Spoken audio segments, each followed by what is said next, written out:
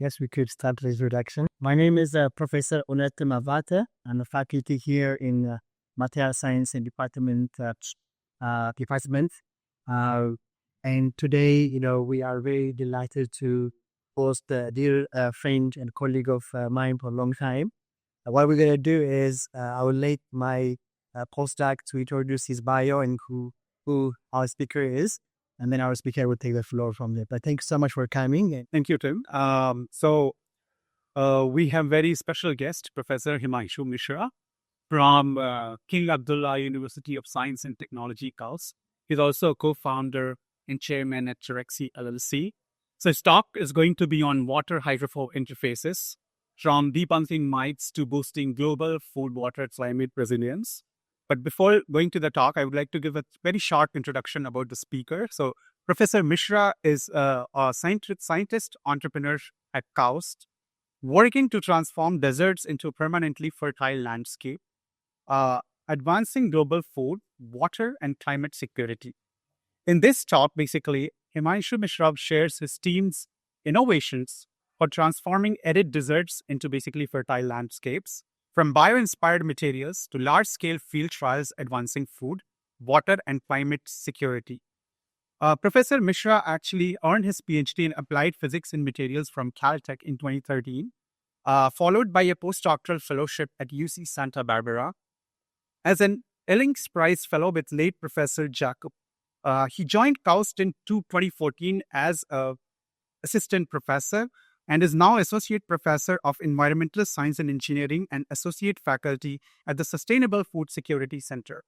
Over the past decade, his team has raised working to transform deserts into a permanently fertile landscape, advancing global food, water, and climate security.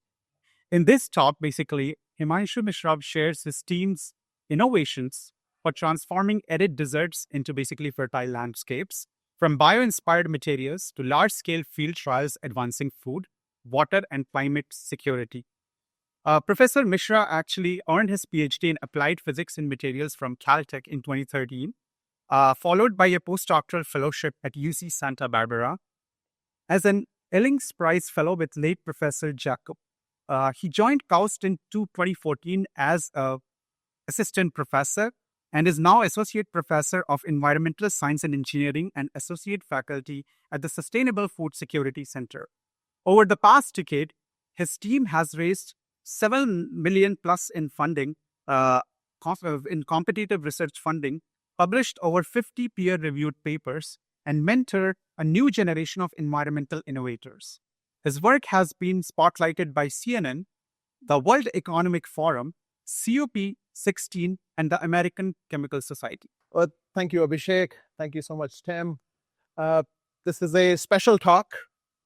And I'll just say very briefly, it's special because my parents, my wife, my parent-in-laws are here, colleagues are here, distinguished MIT scholars are here, colleagues all the way from King Salman Park, even investors are present in the audience. So it's truly a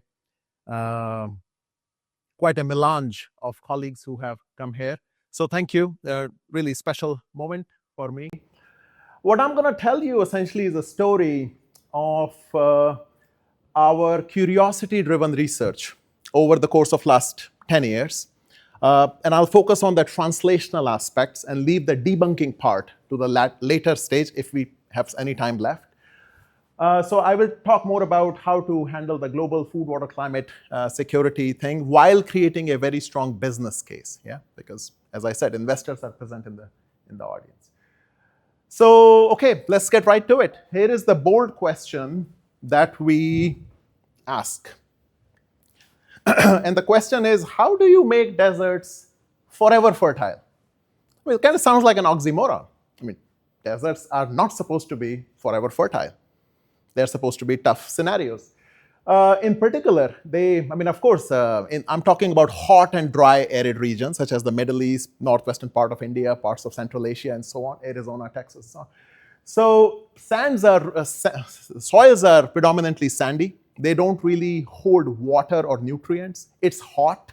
Water is scarce. So these are very tough constraints. There are additional chemistry constraints, and I'll touch upon them as we go. Yeah? So essentially, how do we do this and also do this sustainably? How do we do this? Yeah? In parallel, as new cities are being created or existing cities are being upgraded in many of these parts of the world, here I'm showing you King Salman Park here. We have esteemed colleagues from King Salman Park also in the audience. This is going to be the largest human-made park in the world. Yeah? Being built in the toughest climate with toughest soil conditions, most scarce water conditions. But still, it is the will of the nation to achieve this. Yeah?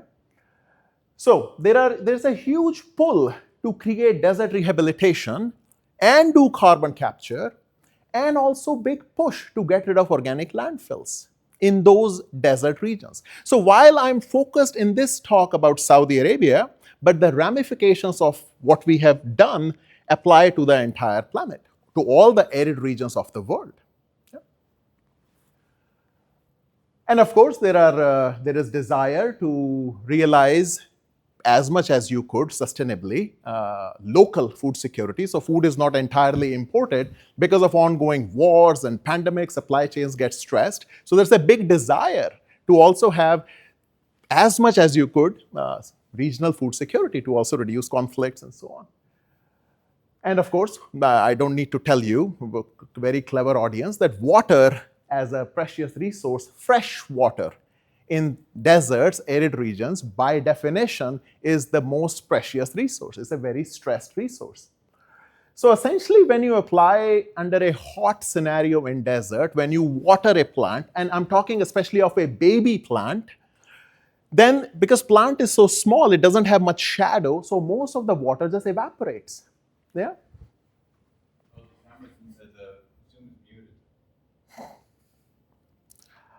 Okay. Okay, it should be good now. Now they should hear. Now they should hear. Thank you, Adair. So yeah, most of the water that you apply, it actually evaporates because it's so hot and dry. Wind is dry and sun is hot, so water evaporates. That's obvious. How do you stop it?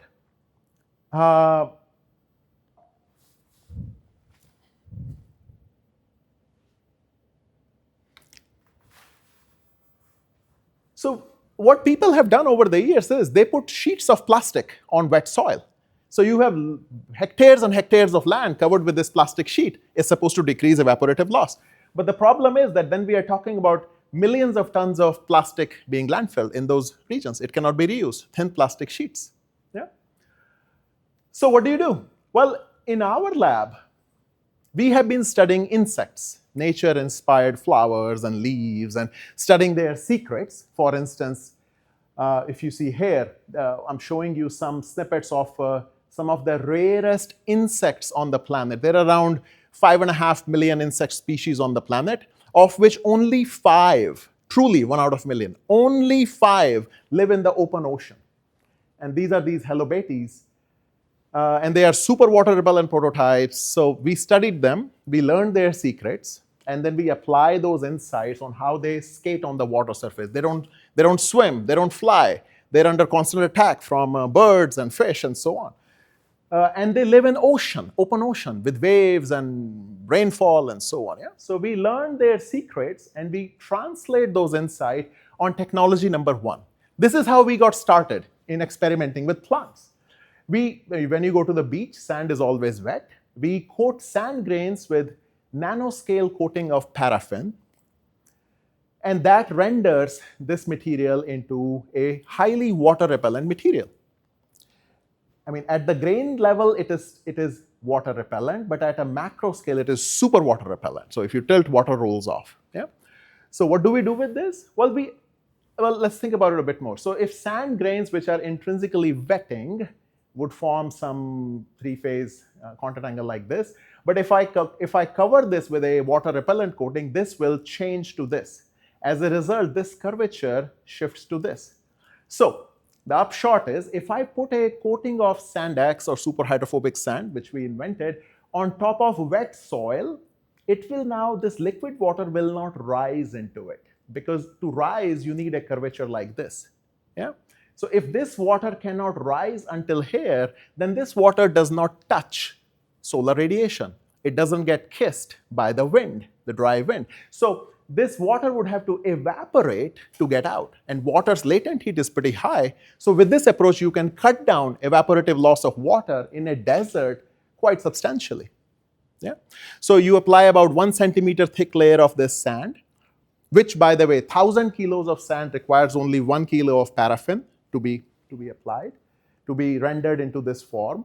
So now the evaporation has been stopped, so the plant can really transpire. And as the plant transpires, it can manage its temperature, it can take nutrients properly, and so on. Yeah. So with this, we boost plants' health, plants' yield quite significantly. Here's the idea again. The mulch prevents the evaporative loss of water, and the wax gets degraded by the soil bacteria over time, and the sand becomes a part of the sandy soil over a course of 1 year. Yeah. So this is how we got started. We did field trials of this. You can see the blue one where significantly higher moisture content in the soil. Oh, what was that?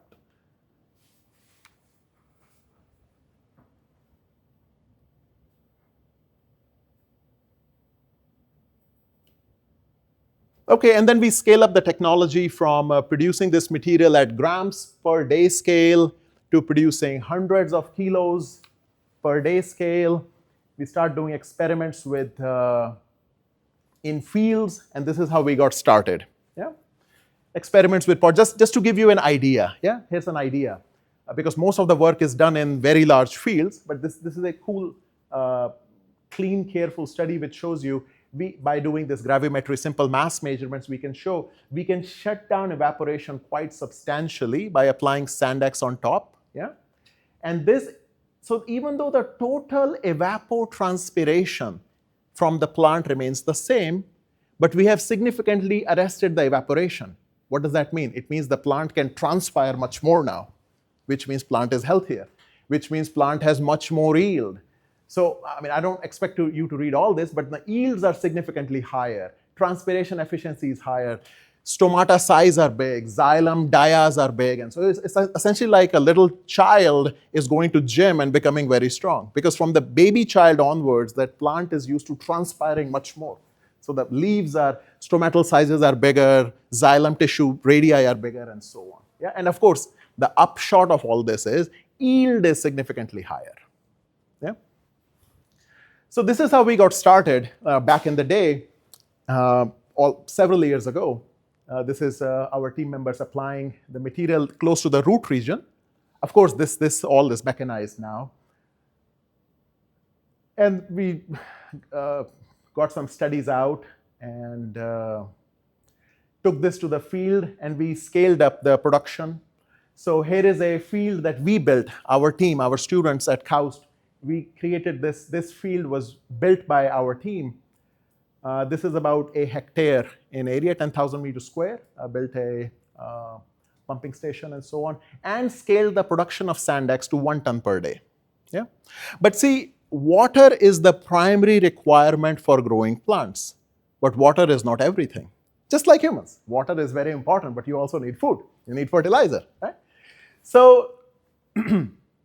Oh, and some of you might wonder, how do you apply water if it's all super water repellent? How do you put the water inside? Well, you can do it by leaving a little area right near the dripper where it is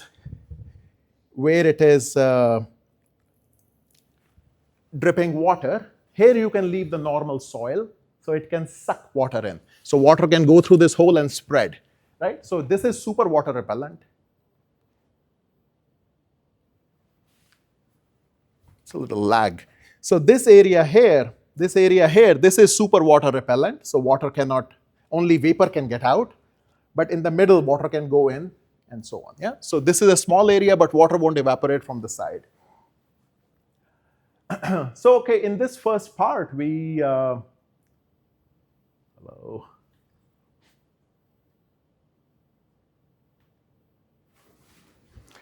So the other part then is the nutrients, right? Sands are really bad at holding onto water or nutrients. And so when you apply nutrients to the soil, they just get washed down with the irrigation. Yeah, so nutrients just get washed down. Why is that? It's because the negative surface charge density of sand grains is very low. And most of these nutrients like ammonium, calcium, magnesium, manganese, and so on, macro and micronutrients, most of them are positively charged. So they just get washed down. Yeah, and also down. So this is a big problem. So even if you're applying fertilizer, even nitrogen fertilizer like urea, it breaks into ammonium, and ammonium soils are also alkaline. So under alkaline conditions, ammonium becomes ammonia, and ammonia is out of the soil. So the use efficiency is like 20-30%. So what can you do under these circumstances?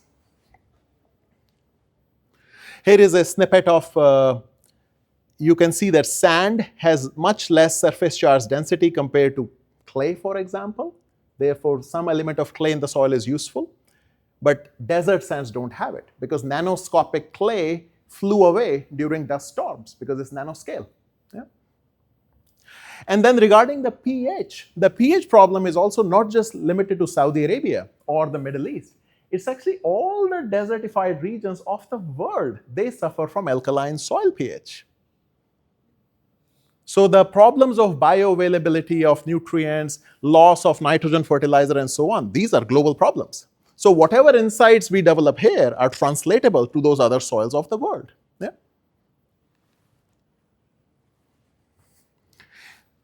This I mentioned already, that as a function of pH, ammonium will speciate into ammonia and will go out of the soil. Yeah? And this is about bioavailability, that a lot of the nutrients, even though they are present in the soil, but they are locked. They don't dissolve in water under alkaline conditions, so plants cannot take them. See, they're all getting choked here. Choked, choked, choked, choked. Yeah? So you can have 1000% higher phosphorus in the soil, but still the fruit will show deficiency of phosphorus under alkaline conditions. Serious problem. Yeah? So what can you do? And then I bring this back again because the second technology really couples this gigascale scourge of organic landfilling. And this, by the way, is a shared problem all over the world. Everybody wants to get rid of their organic waste, which is being landfilled, where it rots. It rots and creates greenhouse gases. You don't smell them, you don't see them. Yeah? So about 80% of this carbon will go out as CO2 and 20% as methane. So unless you do methane recovery, you flare it, that methane has a much higher greenhouse gas potential. Yeah? This is a serious problem for climate change. Yeah? So what if there is a way to couple this gigascale pain point of organic landfill pollution and this gigascale opportunity of building cities, building soils? And soils are huge. If you think of kilometer square area and think of amending a meter of the depth, that's a million cubic meter of volume. Million cubic meter. Yeah? Lot of volume. So that is truly the best sink where you want to lock your carbon because of the scale. The scale of the soil is so huge. Yeah? Just to give you an idea, King Salman Park, a 16 kilometer square area with a greening area of about 11 kilometers square, it rises to those, it would require over 100 kiloton of carbon-rich material for soil amendment. And what is that carbon-rich material? I'm going to show you now. Yeah? So what we have done is we have developed Carbosoil. This is a very carbon-rich material. Its key point is it is ultra-stable. You put it in the soil, it lasts for centuries. So we are not building just fertile soils in the desert. We are building permanently fertile soils in the desert. Yeah? This is not a compost. It's not a fertilizer. It's not peat moss. It's an ultra-stable form of carbon. What does it do? It acts as a bottle. It acts as a cup or a reservoir for nutrients. You apply fertilizer, it fills up and it holds them. It doesn't let them leach. You apply water, it holds it. So then plant can take it over time. And its benefits last for centuries. Yeah?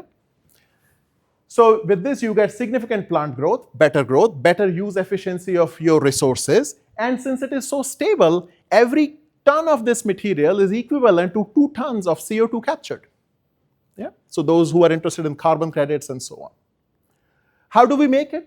Well, here is the full process of making it, and this is our pilot station. We built this pilot station with support from KAUST and from my startup Terraxy.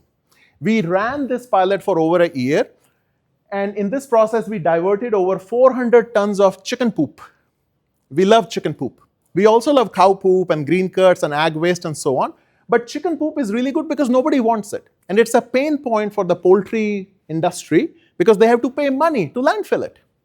Yeah? So this material comes and it is subjected to a high temperature process. The technical name is pyrolysis. It's essentially heating it up in the absence of oxygen. When you do that, things will start dehydrating. Yeah, sometimes you toast your bread and you toast it too much, it becomes all charred, right? It's that charring process, but in the absence of oxygen. What happens is then the material significantly dehydrates. Under high temperature, molecules start dancing and they start breaking. They break and they start producing these small molecules. Yeah? And the chemistry starts changing. A significant fraction of single carbon-carbon bonds now become double carbon bonds, aromatize, they become graphitic. Those are very difficult bonds for bacteria to break. That's why this process produces a char which is very stable. You might say, well, what about the energy? Remember I told you these small molecules? These are fuels. As these small molecules are produced and these volatile organics, we shove them in the burner, so the process is self-fueled. That doesn't make sense. Where did the energy come from? Energy came from the sun.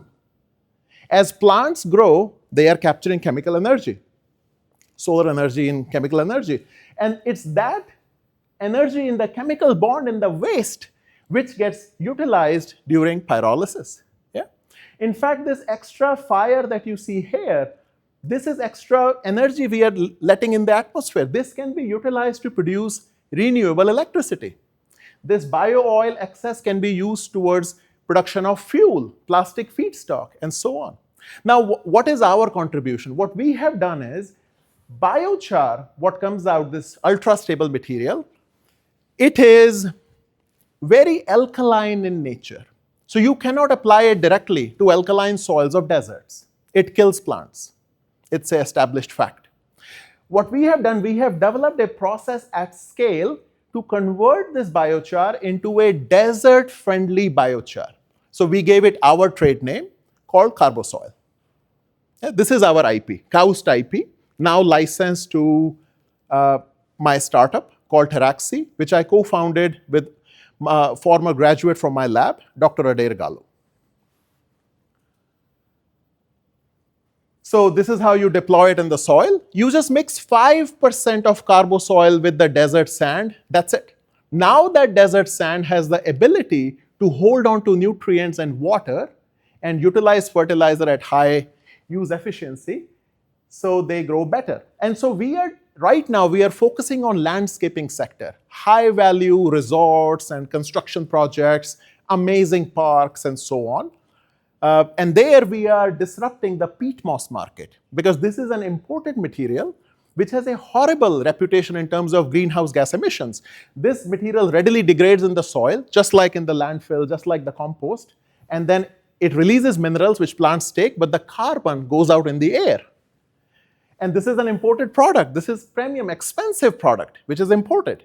So what if we could replace this with something that is locally made from local waste, prevents landfills, and captures carbon? And the benefits last for centuries, while this peat moss, it degrades within a year. Or even less under the hot conditions of Saudi. If it is hotter, bacteria act even faster. Yeah? So this is the value proposition. So remember I showed you we built this field? Well, we have made some progress. We acquired the land left of it, right of it, and behind it also. So you are looking at around 2,000 native plants, native desert plants being grown under different dosings of Carbosoil, Sandex, under different irrigation regimes, less water, more water, frequent water, less frequent water, and so on. These are 5,000 tomato plants grown under retractable shading nets. So we can open and close the shading net because we want to also ask a question, can we widen the window of planting trees in Saudi Arabia? Is it possible? Yeah? And the answer is yes.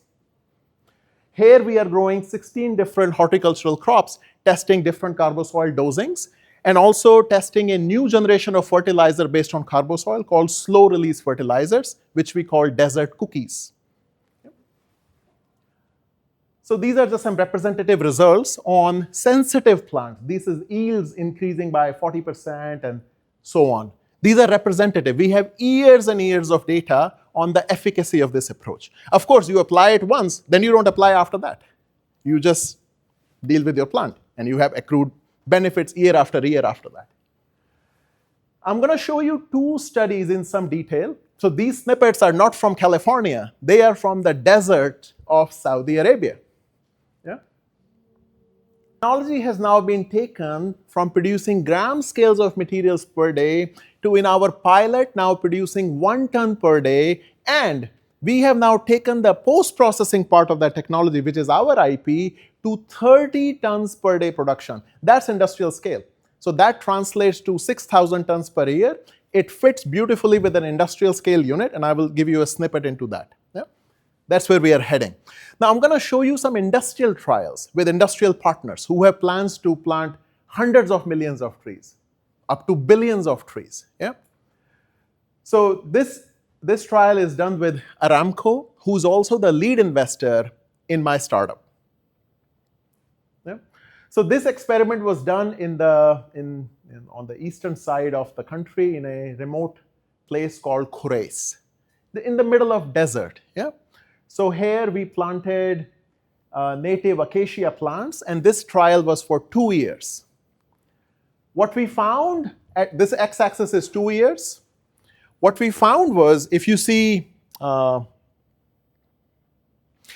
here we are looking at trunk diameter. Usually you would think that the height of the tree is the best indicator of growth. Actually, it's the diameter. If the trunk diameter is thicker, it means it's capturing more carbon. Yeah?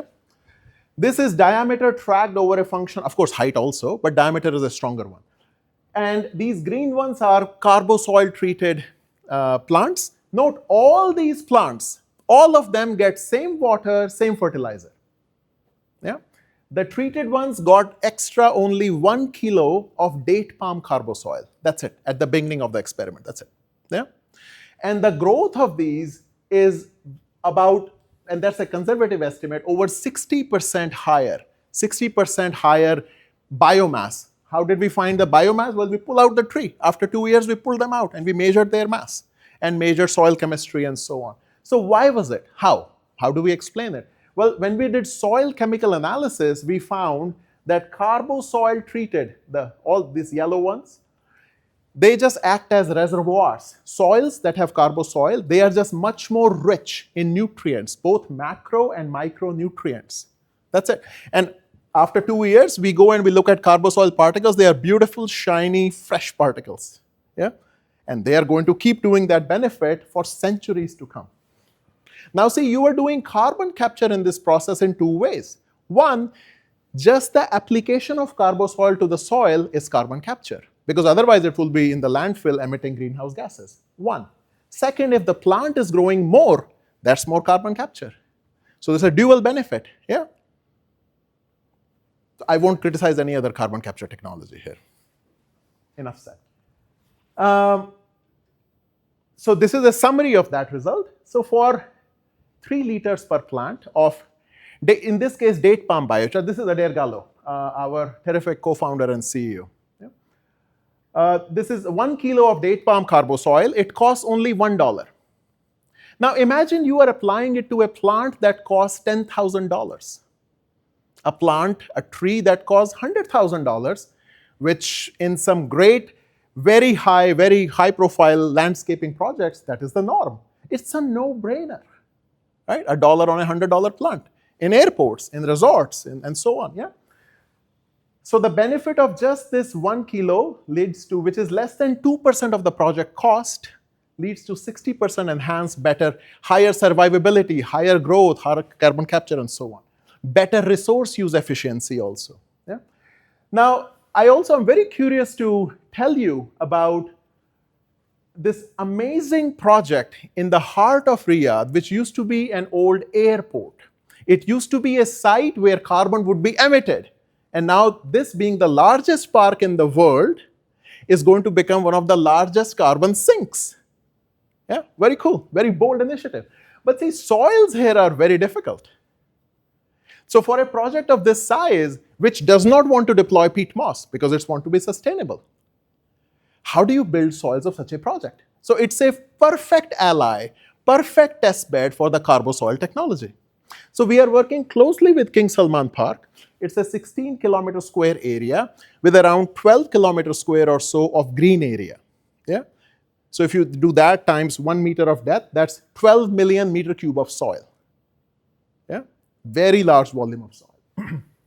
So we have been working with them. The first step, again, with any landscaping project, any contractor, this is the previous was artistic rendition. This is a recent image on site. So a lot of work going on. It's at its infancy. The first step is you want to test it in the nursery. So first thing, we tested in nursery and, oh, this needs coffee. So you can see on the left are Carbosoil treated plants in the nursery, and on the right right is the control, whatever is utilized by the contractor. You can see the benefits, the density of these plants, the volume of these plants compared to these controls. And mind you, the Carbosoil solution is 25% cheaper than the standard mix. And of course, all of these materials, coco peat, compost, they degrade with time. But Carbosoil is there to stay. So its effects are better and it is cheaper. Okay, so the project is interested. Okay, let's go to the field. And so that's what we did.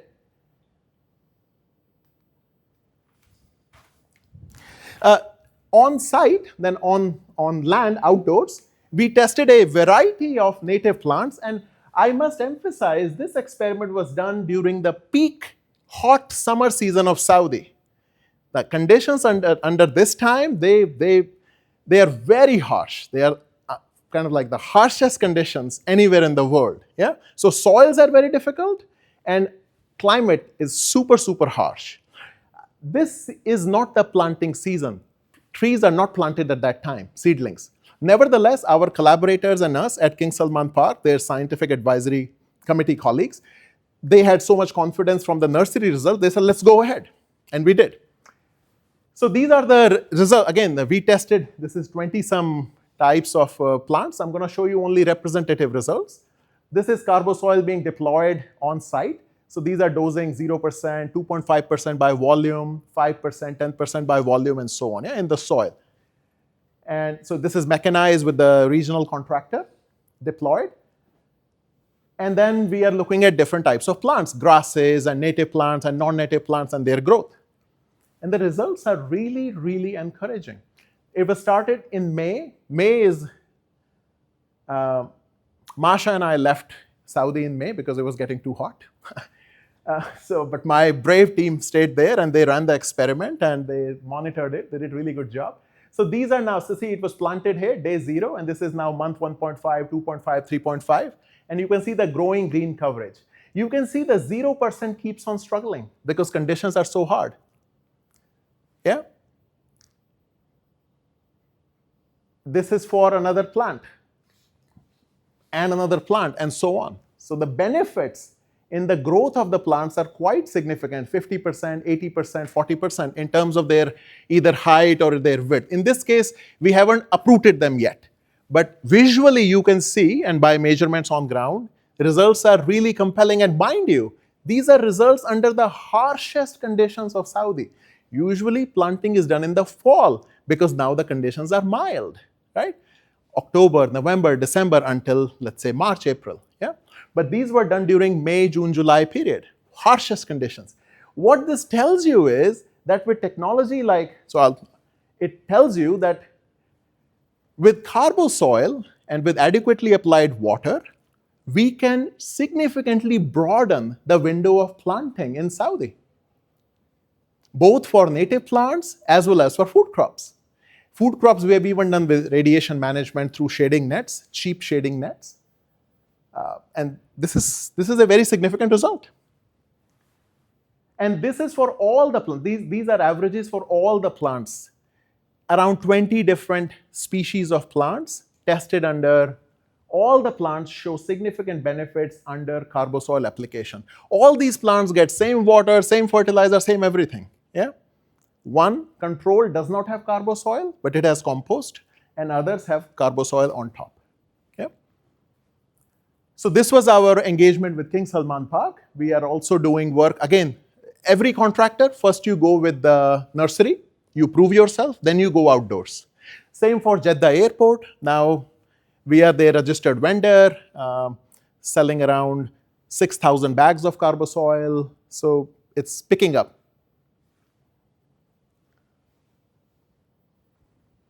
And there are other examples. These are some sports pitches, golf course. There are others, and I think I've made the case. Some trials with 50,000 plants, some other project, some other project, some other project. Interesting observation for the scholars.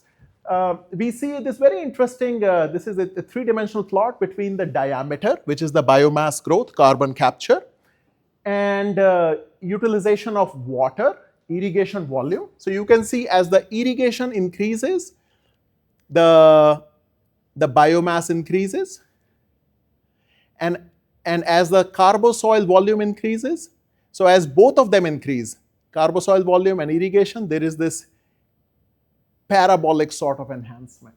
If you increase only Carbosoil but not water, it plateaus.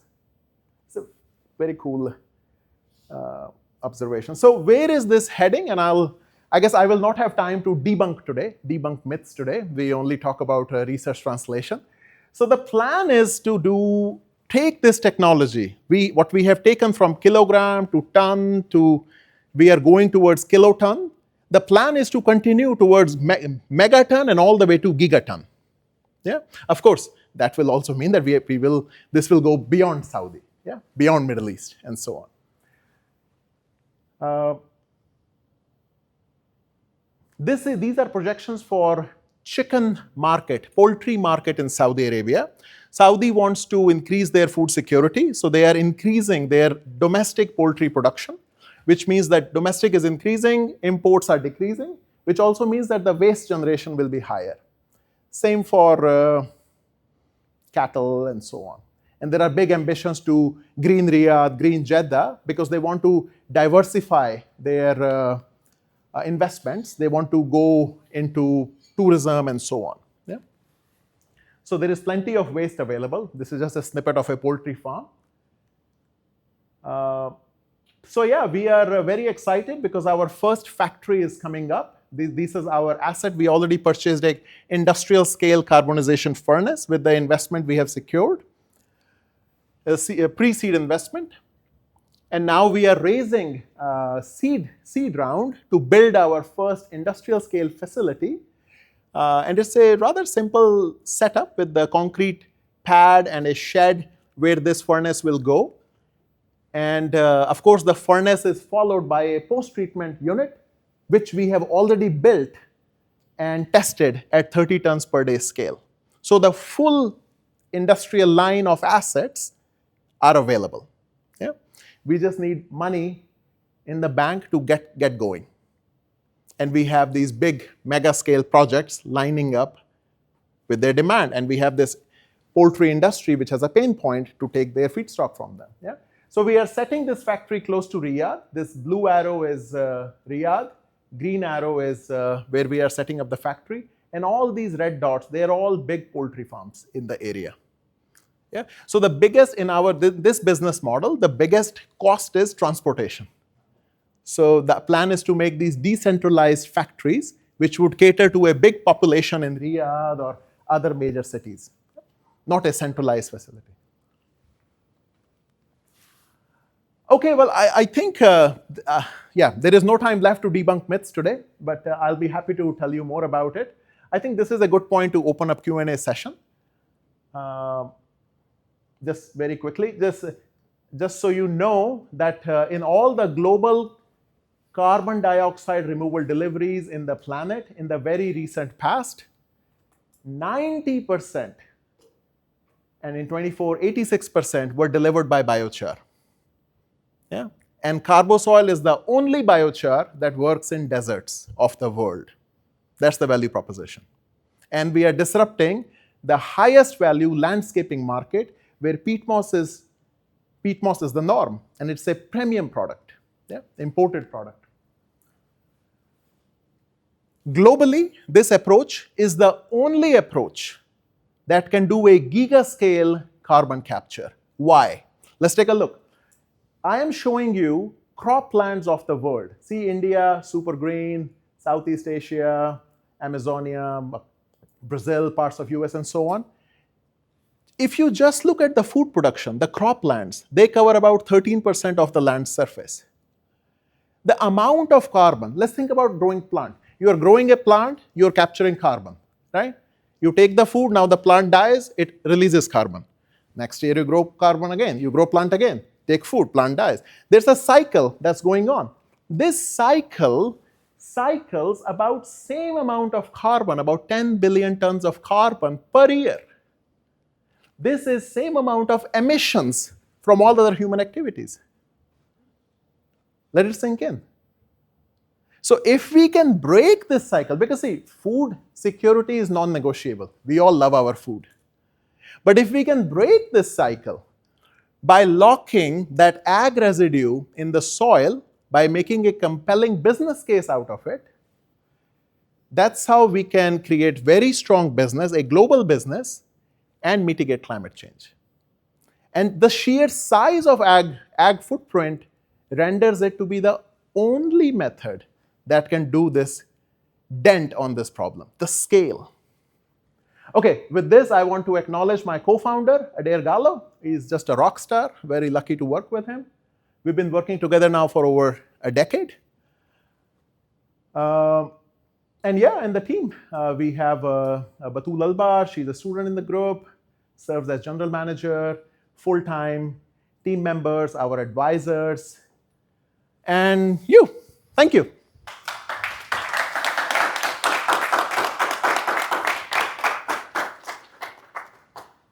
Great. Now the floor is open for questions. Anyone with questions for speaker? And keep an eye on the online also, if somebody has questions. Yeah, I think this is very exciting talk, very eye-opening. I have like two questions. My first question is, you said for soil X or sand X, and even for carbochar, you put for sand X, you put like 5%, some layer thickness. 1 centimeter thick. 1 centimeter, and for for other, you put some amount volume percent, like 5%, 10%. Yep. How do you determine how much is enough, or what is the optimum to see the final performance? Or oh yeah, that's a very good question. Yeah, so we did for Sandax and Carbosoil both. One goes on top, one goes in the soil. So we apply different dosings and look at the plant growth, effect on plant growth. We can also do a pot study for water loss, and we can see if I put a 5 centimeter thick Sandax, no water will get out, but then it's not cost effective. Same for Carbosoil. So once you can, Carbosoil is so great. I am a little bit biased. So let me step back. Let's say you are in desert and you say, I want to build a great soil, right? So, but you cannot apply peat moss because you want to be sustainable. What's your option? Compost, right? So there are purchase orders that run into millions of tons of compost in these mega scale projects. Now see, okay, so you have compost. Let's apply compost. So let's say you apply 25% compost by volume because you want to increase carbon content.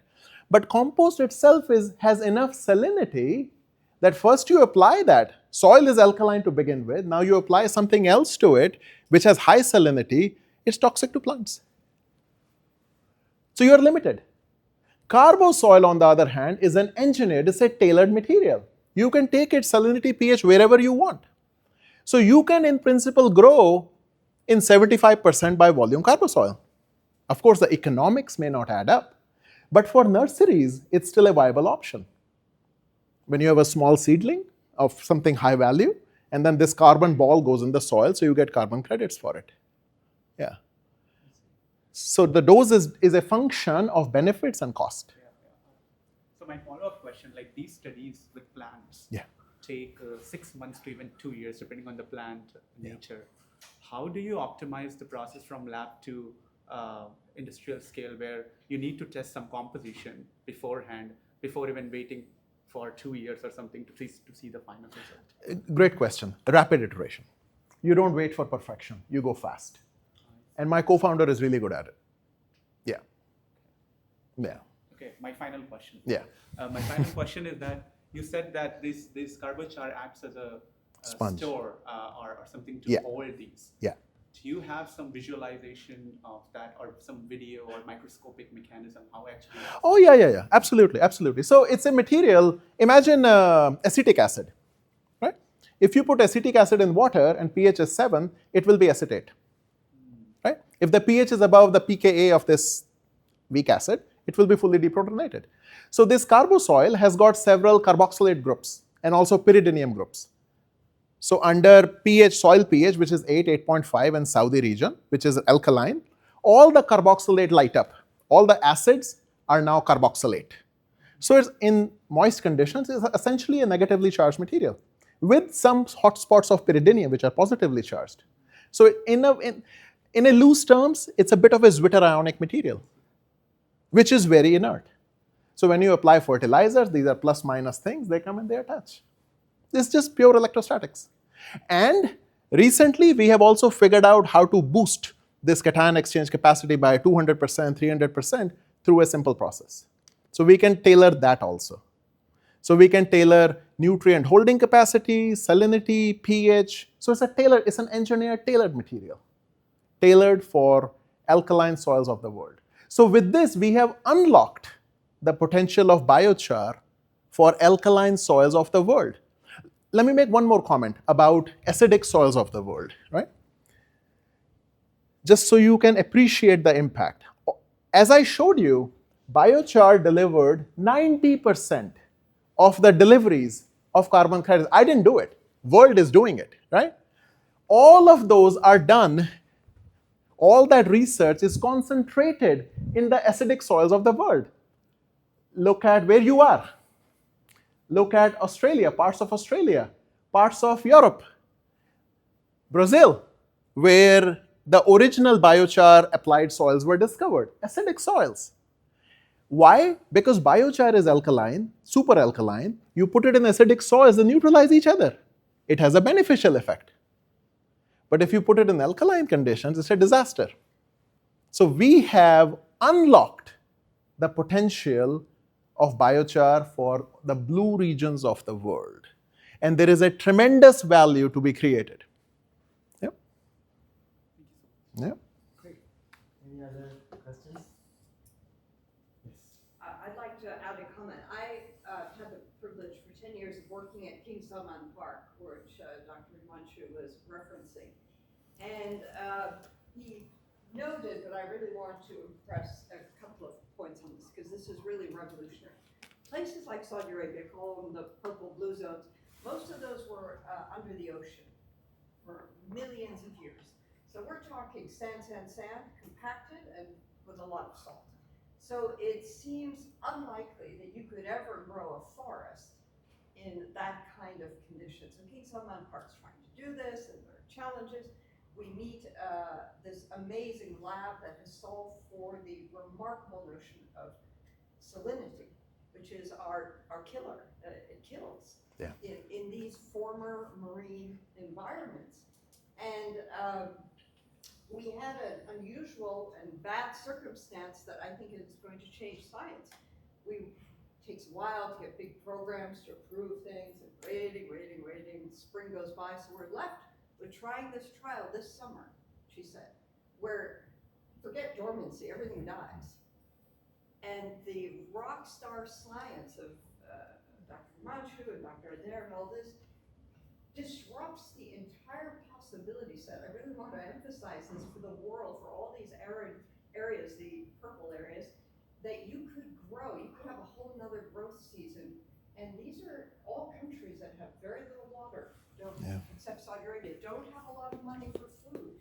You just added a whole season when everything's supposed to die, and they did this. So we went to King Salman Park and said, leaving this on the other side, said, it all dies, no one will criticize me, because of course everything dies. And it was the opposite.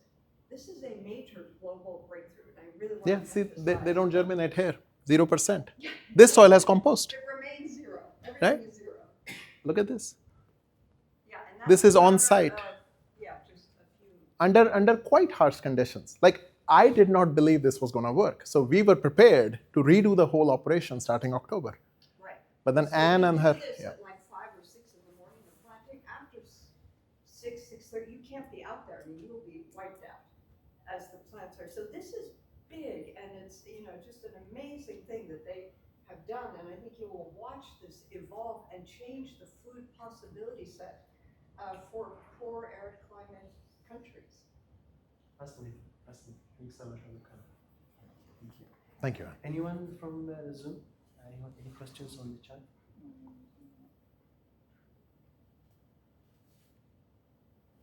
We can ask them. Anyone from the Zoom? Do you have any questions? I guess maybe I'll add a question or two to you. I guess maybe I missed this. Compared to other biochars, I'm curious if you could comment on the chemistry of your biochar in terms of its different composition to the extent you can share. Yeah. Yeah. So the biggest is the alkalinity.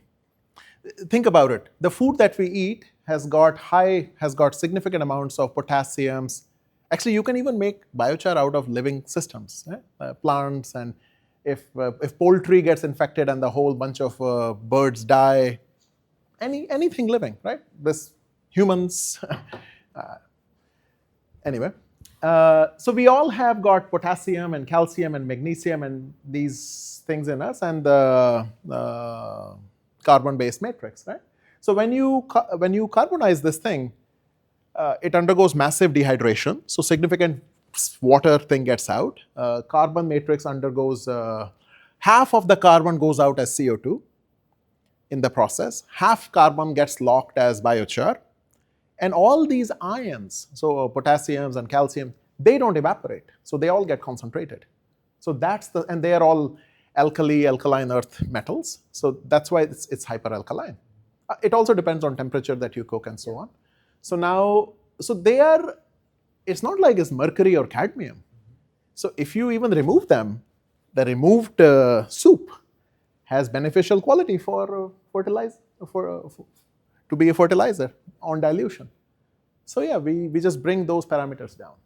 Yeah. Another question is, you mentioned about the 100 years of stability. Mm-hmm. I'm curious what type of accelerated testing is commonly done to suppress this or to accelerate the aging of such biochars. Yeah, so the earliest findings were in soils like terra preta, where about 30 years ago or so, scholars like Stephen Joseph, Johannes Lehmann at Cornell, they found these, they started looking into those soils. Those are acidic soils, they are under different conditions, but still they have significant amount of stored carbon, and through carbon dating, they deduced that they were at least quite significantly old, 1500 to 2000 years old. That's how this whole thing started in the 90s. So now biochar has been studied so much that we know more about biochar than about soils. So biochar's half-life is determined on the basis of its hydrogen to organic carbon ratio or oxygen to organic carbon ratio. Yeah? And this is the graphitic content. So if you think of, let's say, glucose, yeah? So plants will make glucose, capture CO2, water, you make glucose. So it is C6H12O6, right? So if you make a ratio, it is CH2O, right? So the ratio of H is to C is 2. Ratio of C, O to C is 1:1, right? Okay, can I write somewhere? Here. So C6H12O6, which means that my hydrogen to carbon ratio is 2 and my oxygen to carbon ratio is 1. Yeah? When you do when you convert biomass into biochar, this ratio would drop, let's say, to 0.5, 0.6. This ratio would drop also quite significantly, 0.3 or something. And this is an indicator of graphitization in the matrix. So the lower are these ratios, the more stable it is. And it's a function of temperature. If you do pyrolysis at a low temperature, most of the stuff that comes out, it has a more water-soluble content and it's easily degradable.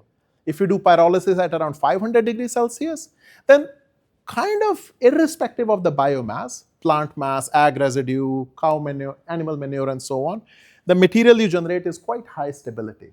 If you go even higher, 900 degrees Celsius, then you will end up producing mostly oils, bio oils. Yeah.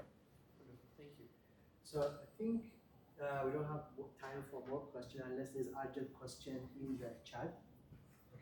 No urgent question in the room? If not, let's thank our speaker. Well, thank you.